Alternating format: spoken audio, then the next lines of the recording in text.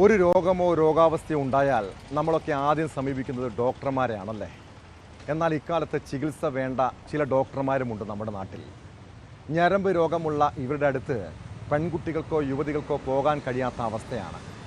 കോട്ടയം പാലായിൽ ചികിത്സയ്ക്കെത്തിയ യുവതിയോട് ലൈംഗിക അതിക്രമം കാട്ടിയ ഒരു ഡോക്ടറെക്കുറിച്ചാണ് പറഞ്ഞു വരുന്നത്. പെൺകുട്ടിയുടെ വസ്ത്രം അഴിച്ചു പരിശോധിക്കുകയും ശരീരഭാഗങ്ങളിൽ സ്പർശിക്കുകയും ചെയ്തുവെന്നാണ് പരാതി. മുൻ DMOയും 70കാരനുമായ ഡോക്ടർ രാഘവനെ പോലീസ് അറസ്റ്റ് ചെയ്തു.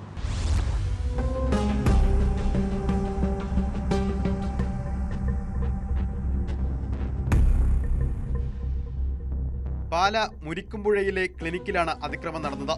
ചികിത്സയ്ക്കെത്തിയ 23കാരിയോട് കൂടുതൽ പരിശോധനയ്ക്കായി വസ്ത്രങ്ങൾ അഴിക്കണമെന്ന് ഡോക്ടർ ആവശ്യപ്പെട്ടു. തുടർന്ന് ശരീരഭാഗങ്ങളിൽ ലൈംഗിക താൽപര്യത്തോടെ സ്പർശിച്ചുവെന്നാണ് പെൺകുട്ടിയുടെ പരാതി.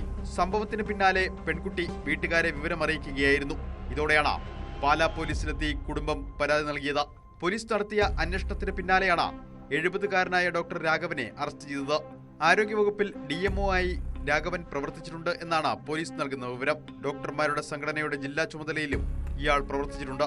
ഇയാൾക്കെതിരെ മുൻപൊന്നും സമാനമായ പരാതികൾ ഉണ്ടായിട്ടില്ല എന്നാണ് പോലീസ് നടത്തിയ അന്വേഷണത്തിൽ വ്യക്തമായത്. പാലാ കോടതിയിൽ ഹാജരാക്കിയ പ്രതിയെ റിമാൻഡ് ചെയ്തു.